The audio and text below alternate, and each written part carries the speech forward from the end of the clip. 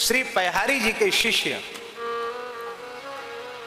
श्री स्वामी भगवान दास जी महाराज, भगवान जी पंजाब द्वाराचार्य हुए, उनके शिष्य हुए श्री नारायण दास जी। गुरु शिष्य ऐसे हुए कि नारायण दास जी ने अपने गुरुदेव श्री भगवान दास जी के चित्त से अपने चित्त को ऐसा मिला दिया कि गुरु चेला का अलग अलग नाम नहीं चला, एक साथ नाम चला, श्री स्वामी भगवान नारायण जी महाराज। और उनका प्राचीन ऐतिहासिक चित्र भी ऐसा ही है, एक प्राण दो देह जैसा। गुरु और शिष्य का शरीर एक है, भेद जनाने के लिए तो बस दो मुंह अलग अलग बने हुए हैं, बस बाकी सब चार भुजाएं, दो शिष्य की दो गुरु के एक ही स्वरूप में और दो मुख। महाराज जी नामामृत की बात बता रहे हैं, अपने द्वाराचार्य गद्दी में पिंडोरी धाम की बात बता रहे हैं। ऐसे गुरुनिष्ठ थे नारायण जी महाराज, नारायण दास जी महाराज। गुरु जी ने कहा कि तमाम दीन दुखी तुम्हारे पास आते हैं मनोती लेकर के और परेशान करते, भीड़ लगी रहती है, सबकी इच्छाएं कामनाएं पूर्ण हो जाती हैं। बहुत चमत्कार होते थे उनके जीवन में। तो गुरु जी ने कहा ये ठीक नहीं है, भजन में बाधा के चमत्कार वो दिखाते नहीं थे, भगवान के नाम की महिमा से हो जाता था। तो उन्होंने कहे नारायण दास जी, हाँ गुरुदेव, बोले अब केवल और केवल राम नाम का अमृत पान करो और पूर्ण अंतर्मुख हो जाओ, पूर्ण काष्ठ मौन हो जाओ, केवल राम नाम का मानसिक जप करो, बस अंतर्मुख हो जाओ। न किसी की ओर देखना, न किसी से बोलना, न किसी की सुनना, न किसी से कहना, जड़वत हो जाओ, भजन में लग जाओ। ये नहीं कहा उन्होंने कि गुरुजी आप ऐसा कह रहे हैं तो हम भूख लगेगी तो भोजन का इशारा नहीं करेंगे तो कैसे हो, कुछ नहीं। गुरुजी ने जो कहा ज्यों का त्यों मान लिया, हो गए वैसे ही हो गए, तत्काल हो गए वैसे ही, जड़वत हो गए। गुरुजी तो सिद्ध थे, वो अंतर्धान हो गए, चले गए आगे, और ये अब बैठकर पिंडोरी जहां वहां भजन करने लगे। जहांगीर बादशाह लाव लश्कर के सहित वहां से निकला, देखा कोई महात्मा बैठा है, हिंदू फकीर बैठा, राम भजन कर रहा है। तब बोले ये कोई जासूस हो सकता है, पूछो इसको कौन है, कहाँ का है, कैसा है, क्या है। हिलाया डुलाया, बोले नहीं। अरे बोले पक्का जासूस है, कुछ नहीं बोलता है, इसको गिरफ्तार कर लो। तो महाराज जी नारायण दास जी को गिरफ्तार कर लिया, लाहौर ले गए, जो वर्तमान में पाकिस्तान है। लाहौर ले जाकर के खूब कोशिश की कि ये कुछ बतावे, बोले कौन है, कहां से आया, वहां क्यों बैठा था। आपने बोला नहीं क्यों, गुरुजी ने कह दिया था केवल राम राम करना, बाकी काष्ठ मौन हो जाओ, कुछ बोलना सुनना नहीं। बादशाह जहांगीर चिढ़ गया और उसने वैद्य को बुलाकर, हकीम को बुलाकर कहा हालाहल विष पिलाओ इसको, मार दो इसको, नहीं बोलता है तो जहर पिला के मारो। भयंकर हालाहल विष एक प्याला भर के मुख से लगाया, आप पी गए, एक प्याला जहर पी गए, कुछ नहीं हुआ।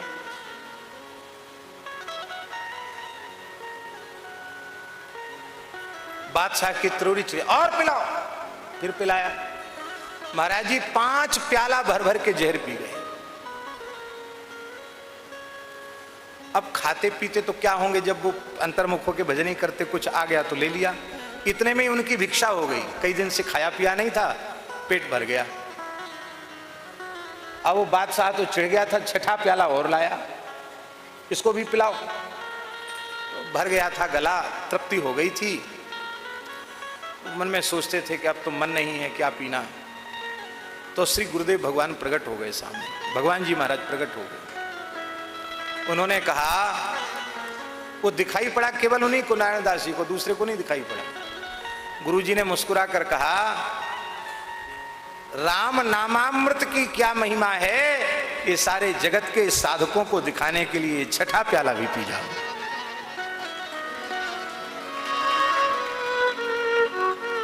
धन्यास्ते कृतिनः पिबन्ति सततम श्री राम नामामृतम। हा हा हा। श्रीमन महाप्रभु जी कह रहे हैं, चेतो दर्पण मार्जनम भव महा दावाग्नि निर्वापणम श्रेयः कैरव चंद्रिका वितरणम विद्यावधू जीवनम आनंदाम्बुधिवर्धनम प्रतिपदम पूर्णामृतास्वादनम पूर्णामृतास्वादनम सर्वात्मस्नपनम परम विजयते श्री कृष्ण संकीर्तनम। कथा और नाम को छोड़कर कोई अमृत नहीं है। तब कथामृतम तप्त जीवनम कविभिरीडितम कल्मषापहम्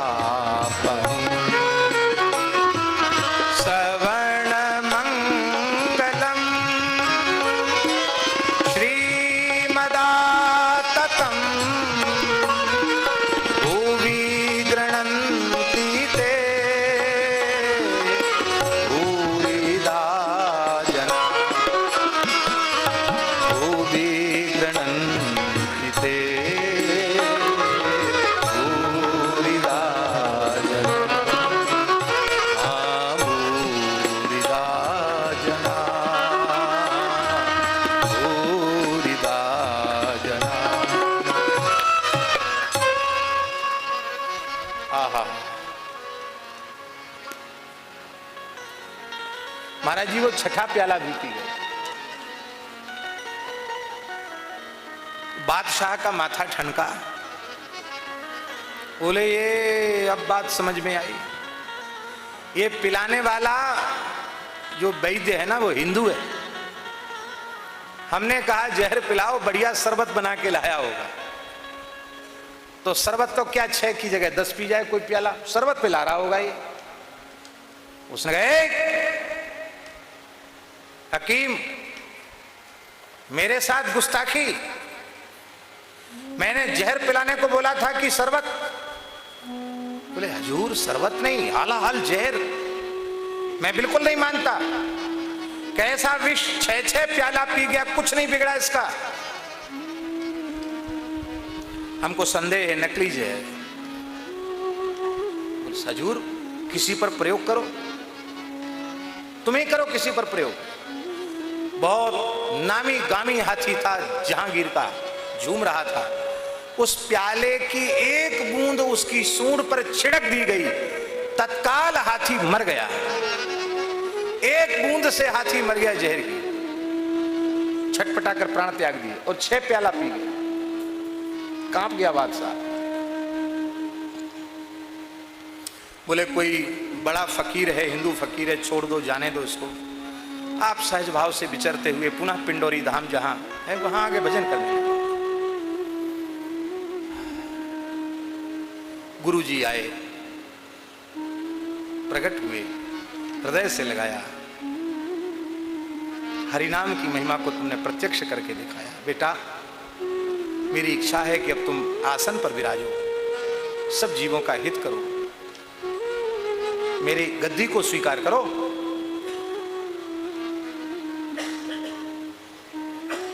आपने प्रार्थना की महाराज हमारे बड़े गुरु भाई बाबा श्री महेश दास जी हैं, उनको आसन पर बिठावें, मैं सेवा करूंगा। महेश दास जी ने कहा नहीं, गुरु जी की वाणी जिसके लिए निकल गई वही उसी के लिए निकालनी है। तब आप रोने लगे। कर रो क्यों रहे हो? तब श्री नारायण दास जी ने कहा ना जप कियो ना तप कियो, न लियो हरि को नाम, नारायण महंती गल पड़ी, पूर्व पाप परिणाम। ऐसा भजन करने वाले महात्मा रो रहे हैं। वो कहते जप नहीं किया, तप नहीं किया, भगवान का एक नाम भी हम नहीं ले सके, तो महंती गले पड़ गई, ये कोई पूर्व का पाप उदित हो गया। महंत होंगे तो कुछ न कुछ प्रवृत्ति करनी पड़ेगी, भजन छूट जाएगा। बाबा महेश दास जी ने कहा आप जैसे भजन कर रहे थे वैसे ही करें, मैं संपूर्ण सेवा का भार मैं स्वयं देखूंगा, आपके पास किसी को जाने नहीं दूंगा, सब समाधान मैं करूंगा, आप भजन करो। फिर जहांगीर आया, उसके मन में बार बार आता था कि अरे कैसा विचित्र फकीर, 6-6 प्याला जहर पी गया। बहुत शोध किया उसने कि ऐसा ऐसे कैसे पचा गया जहर। अंत में उसको लगा कि ये महात्मा लोग कोई कोई नशा पानी भी करते हैं, वो नशा ज्यादा करने वाले लोगों का शरीर जहरी हो जाता है, जहर पचाने लायक हो जाता है। तो अभी शंका उसके मन में थी, फिर आया पिंडोरी। ओ श्री नारायण जी तो आसन पर विराजमान थे। बाबा महेश दास जी आज भी पिंडोरी धाम के बाहर गद्दी है, बाबा महेश दास जी विराजते हैं। बाबा ने कहा था कि गद्दी पर तुम्हारा दर्शन करके ही लोग मेरा दर्शन करने आए, वैसे ही होता आज भी। कोई भी अर्जी वहीं लगाई जाती बाबा महेश दास जी की गद्दी पर। आज भी जो आचार्य पीठ पर जो महानुभाव विराजते हैं, कोई समस्या आती है तो अर्जी बाबा महेश दास जी की गद्दी पर लगाई जाती है, उन्होंने ठेका लिया हुआ है आज भी। तो जहांगीर वहां आया,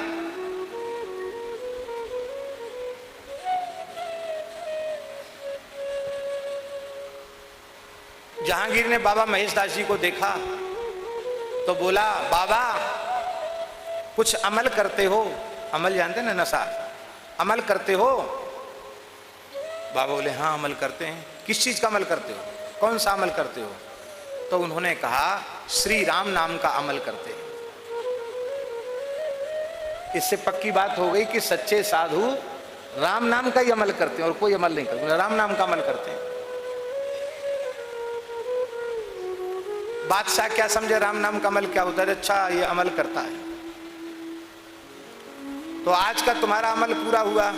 बोले हमारा तो हुआ, पूरा नहीं हुआ। वो समझ गए कि चमत्कार देखना चाहता है, ऐसे पिंड छोड़ेगा नहीं। तो उन्होंने कहा हमारा अमल तो पूरा हुआ नहीं हुआ, इसकी परवाह छोड़ दो। ये हमारे यहाँ कुतिया एक रहती है, इस कुतिया का अमल पूरा नहीं हुआ है।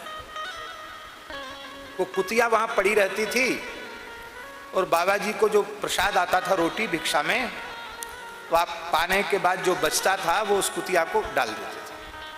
वो कुतिया भी उनके ऐसी भक्ता थी कि वो इनके प्रसाद को छोड़कर कुछ भी नहीं खाती थी। ये एक बार जो खाकर दे दें वही खाती थी, और चाहे जितनी बढ़िया चीज हो मुंह नहीं लगाती, देखती नहीं थी। वो इन्हीं का धरामृत प्रसाद, उच्छिष्ट प्रसाद लेती थी। तो बोले ये कुतिया है, इस बिचारी का अमल नहीं हुआ,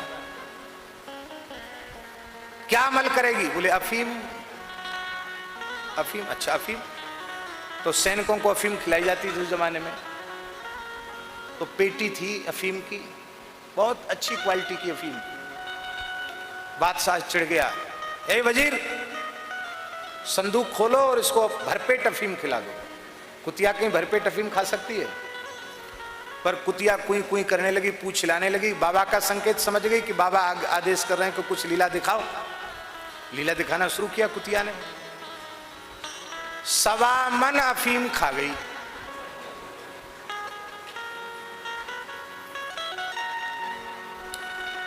वो 20 किलो की, 20 शेर की कुतिया नहीं थी, 20-25 किलो वजन नहीं था उसके शरीर का, कुतिया का। और वो 1.25 मन अफीम खा गई। 1.25 मन कितना किलो हुआ है? 50 किलो हुआ, 60 किलो, 50 किलो। वो 25 किलो की स्वयं नहीं थी, 50 किलो अफीम खा गई। और खाने के बाद भी पूंछ हिला रही थी, कुई कुई कुई। तो बादशाह को बड़ा आश्चर्य हुआ कि ये तो मिठाई जैसे खाती चली जा रही है, इसका वजन इतना नहीं, अफीम जा कहां रही है? उसने कहा बाबा पूज्य महाराज जी आए हैं, वो कुर्सी महाराज जी के लिए,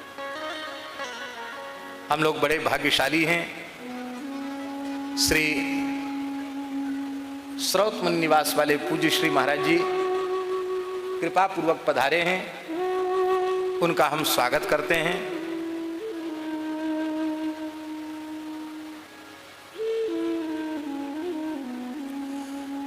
जब तक वे विराज रहे हैं तब तक आप लोग थोड़ा कीर्तन कर लें। श्री राम जय जय राम, श्री राम जय जय राम, श्री राम जय जय राम, श्री राम जय जय राम, श्री राम जय जय राम, श्री राम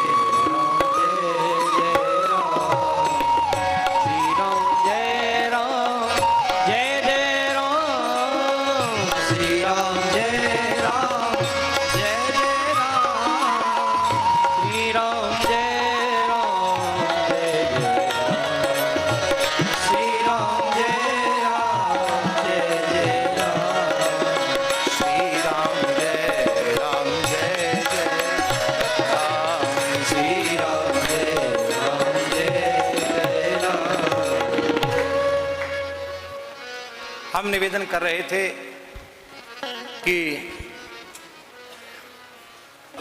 बादशाह घबरा गया, उसका संदूक खाली हो गया। उसने पूछा, बाबा इसका अमल पूरा नहीं हुआ। बाबा बोले कि पूंछ हिलाना बंद कर दे और कुई कुई करना बंद कर दे तो समझ लो अमल पूरा हो गया। अभी जब तक पूंछ हिला रही है, मांग रही है खाने को, तब तक कहाँ अमल पूरा हुआ। तो उसने पूछा, और कितना खाएगी? बाबा बोले तुझे खा जाएगी, तेरी बादशाहियत को खा जाएगी। ये सिद्धों की कुतिया है। बस सोई नशा ठंडा हो गया, अपना ताज उतार करके उसने बाबा के चरणों में रख दिया। बाबा आपकी फकीरी के आगे हमारी, उसने कहा मैं आपकी फकीरी के आगे मेरी बादशाहियत धूल है, मुझे सेवा का सौभाग्य दीजिए, अवसर दीजिए। बाबा तो उसके अहंकार को चूर करना चाहते थे। अरे बोले बोल दिया ना, हम एक लंगोटी के बाबा जी, हमारी क्या सेवा, कुतिया की सेवा करो। बादशाह बोला कुतिया जितनी घूम जाएगी उतनी जगह दे दी जाएगी गौ सेवा, संत सेवा के लिए। तो कुतिया दौड़ना शुरू किया। कुतिया ने 70,000 एकड़ में दौड़ी। 70,000 एकड़।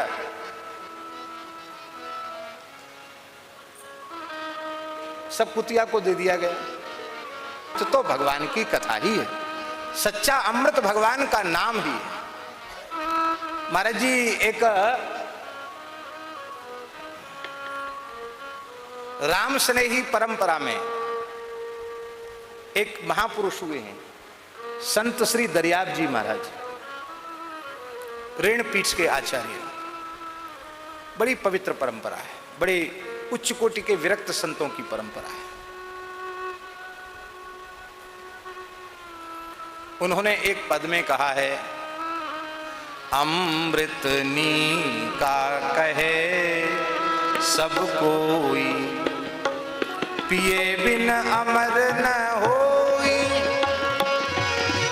पिए बिन अमर न होई, अमृत नी का कहे सब कोई, अमृत नी का कहे सब कोई। लेकिन अमृत पिए बिना कोई अमर नहीं होता। कहाँ है अमृत? पहले पता तो चले अमृत है कहाँ। कोई कह अमृत सरगामाही, कोई कह अमृत सरगामाही, देव पिए क्यों खिर खिर जाए, देव पिए क्यों खिर खिर जाए। कोई कहता स्वर्ग में अमृत है, तो देवताओं का स्वर्ग से पुण्य क्षीण होने के बाद पतन क्यों हो जाता? कोई कह अमृत समुंदर माही, कोई कह अमृत समुंदर माही, क्योंकि समुद्र मंथन से अमृत प्रकट हुआ। बड़वानल क्यों सोखे ताई, बड़वानल क्यों सोखे ताई, बड़वा अग्नि उसको सोखती क्यों है? तब कहा कोई कह अमृत शशि महावास, कोई कह अमृत शशि महावास, घटे बढ़े क्यों हो नास, घटे बढ़े क्यों हो नास। ये घटता बढ़ता क्यों है? इसका नाश क्यों हो जाता है? चंद्रमा भी विनाशी है, इसमें भी अमृत नहीं है। कई जगह अमृत गिनाया, सब जगह निराश कर दिया। पर क्या है अमृत? आहा, सब अमृत बातों का बात, सब अमृत बातों का बात, अमृत है संतन के पास, अमृत है संतन के पास। सच्चा स्थायी पता अमृत का संतों के पास है। सुधा वसत वही भगवत जनानाम, मुखे सुधा वसत वही भगवत जनानाम। भगवान के जो जन हैं उनके मुख में ही अमृत का निवास है।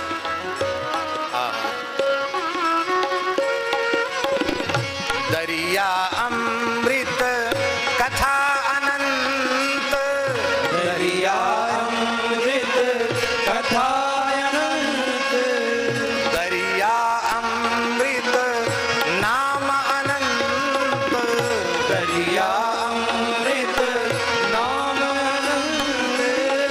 जाको पी पी अमर भय संत, जाको पी पी अमर भय संत। अमृत नी का कहे सब कोई, अमृत नी का कहे सब कोई, पिए बिन अमर न होई, पिए बिन अमर न होई, अमृत नी का कहे सब कोई, अमृत नी का कहे सब कोई। इसलिए भैया क्व कथा क्व सुधा लोके क्व काच क्व मंडिर महान, ब्रह्मरातो विचार्य एवं तदा देवान जहास। यह कथा सुधा देवताओं को भी दुर्लभ है।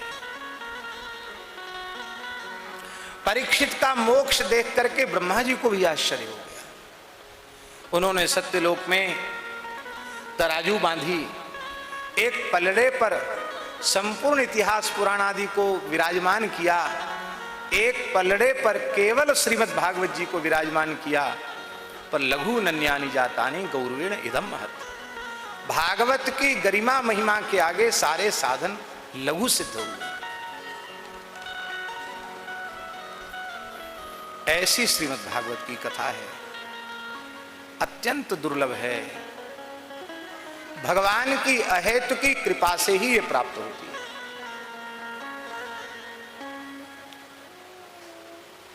भगवान की विशेष कृपा से प्राप्त होती है।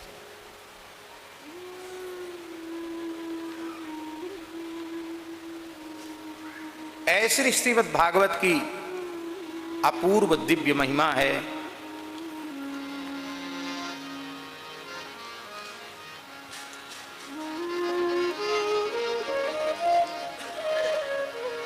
श्री सनकादिक भगवान ने दयार्द्र होकर के देवर्षि नारद जी को यजमान बना करके भक्ति ज्ञान वैराग्य के कष्ट की निवृत्ति के निमित्त श्रीमद् भागवत का वाचन किया। सूत जी के इस बात को सुनकर के शौनक जी ने पूछा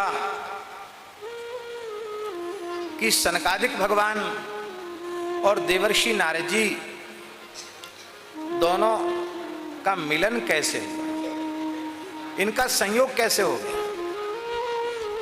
प्रायः मिलना जुलना उनका होता है जिनका कोई स्थायी पता होता है, वहां रहते हैं, अमुक पता है, ईमेल एड्रेस, पोस्टल एड्रेस ये है, उनका संपर्क करने में सुविधा होती है। पर ये दोनों ही महानुभाव ऐसे हैं जिन्होंने कहीं झोपड़ी तक नहीं बनाई, न तो सनकादिक भगवान और न ही नारद जी। तो ये हमेशा विचरने वाले हैं, ये मिल कैसे गए परस्पर। विधिश्रवे कुतः प्रीतः प्रीति और संयोगः कुत्र तैः सह।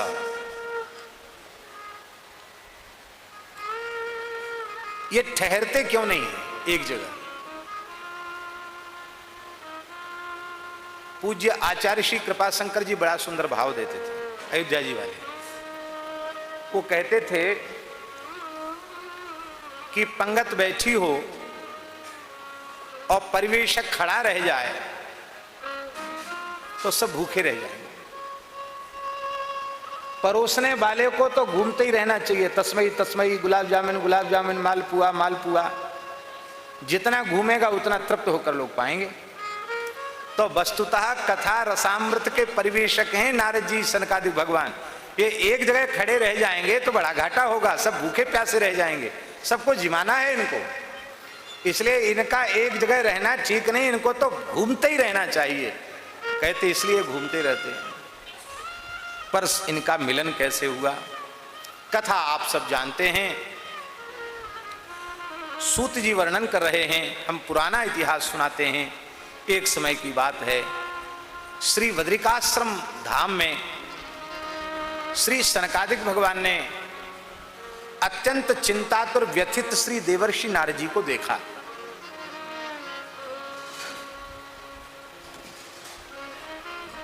उन्हें बड़ा आश्चर्य हुआ। उन्होंने कहा, महाराज,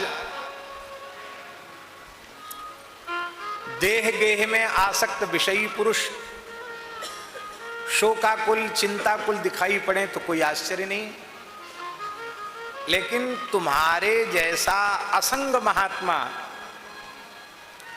इस प्रकार से व्यथित दिखाई पड़े, गत वित्तो यथा जना, जैसे किसी का धन छीन लिया गया हो, एकदम निस्तेज हो जाए, ऐसे